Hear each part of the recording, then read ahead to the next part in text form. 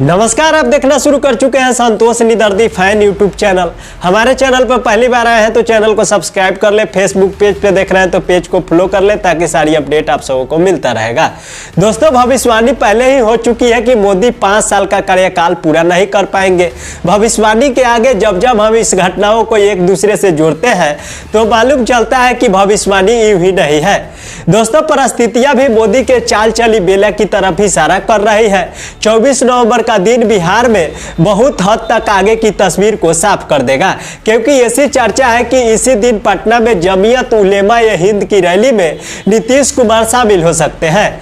Rally वक्फ संशोधन bill के खिलाफ है, यानी मोदी शाह के फैसलों के खिलाफ है। अगर ऐसा हुआ तो यह नरेंद्र मोदी के लिए किसी बड़े झटके से कम नहीं होगा।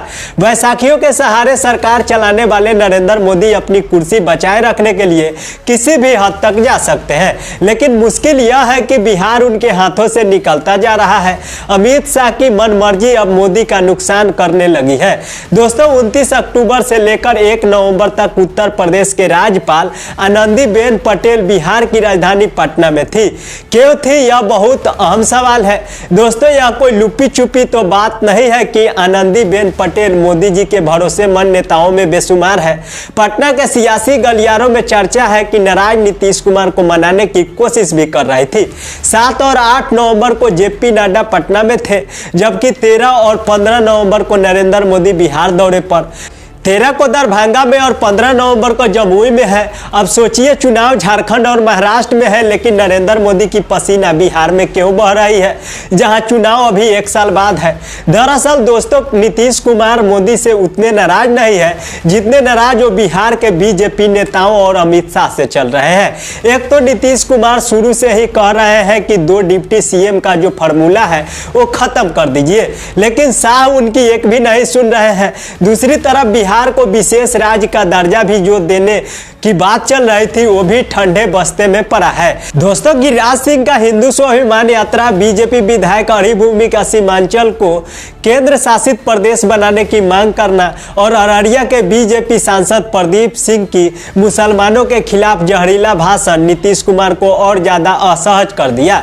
दोस्तों, नीतीश कुमार ने अपने सांसदों और विधायकों की मीटिंग में यह कहा था कि मुस्लिम वोटर्स का भरोसा जेडीयू पर कमजोर हो गया है और अब उसी भरोसे को वापस पाने की कोशिश नीतीश कुमार करने में लगे हुए हैं। दोस्तों, नीतीश कुमार यह चाहते थे कि महाराष्ट्र और झारखंड में बीजेपी उनको सम्मानजनक सीटें लड़ने के लिए दे।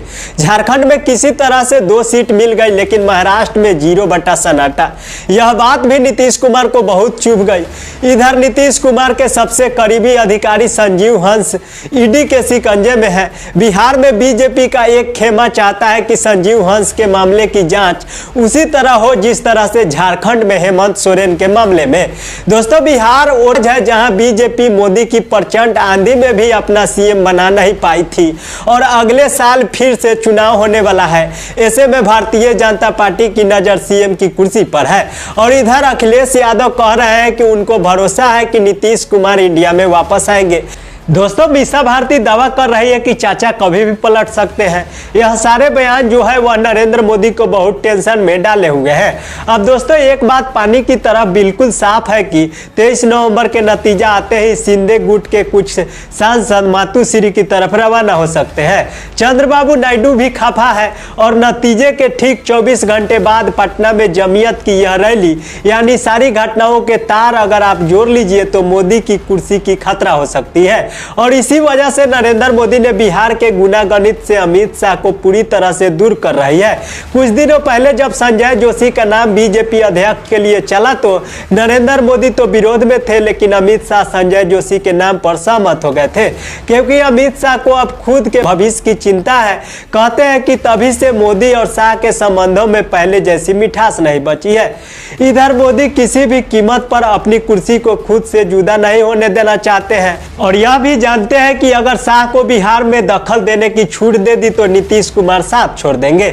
और नीतीश कुमार के अलग होने का मतलब तो भैया आप समझ ही रहे हैं। दोस्तों 13 नवंबर उसके बाद 15 नवंबर यानी कि 3 दिनों में 2 बार मोदी और नीतीश का आमना सामना होना, नरेंद्र मोदी को विश्वास है कि वह नीतीश को मना ही लेंगे और नीतीश 24 नवंबर को अपना कार्यक्रम रद्द कर देंगे। लेकिन अब नीतीश तो नीतीश है दोस्तों। 13 नवंबर को नतीजे सिर्फ 2 राज्य नहीं बल्कि देश की सत्ता में भी बहुत कुछ तय करने वाले हैं। बाकी दोस्तों इस मुद्दे पर आप सब क्या सोचते हैं, अपनी प्रतिक्रिया हमें नीचे दिए गए कमेंट बॉक्स में जरूर बताइएगा। इस खबर को, इस वीडियो को यही समाप्त करते हैं। मिलते हैं अगले वीडियो अगले खबर के साथ। बाय बाय, टाटा, स्वस्थ रहे, मस्त रहे, अपने काम में व्यस्त रहे। Thank you so much.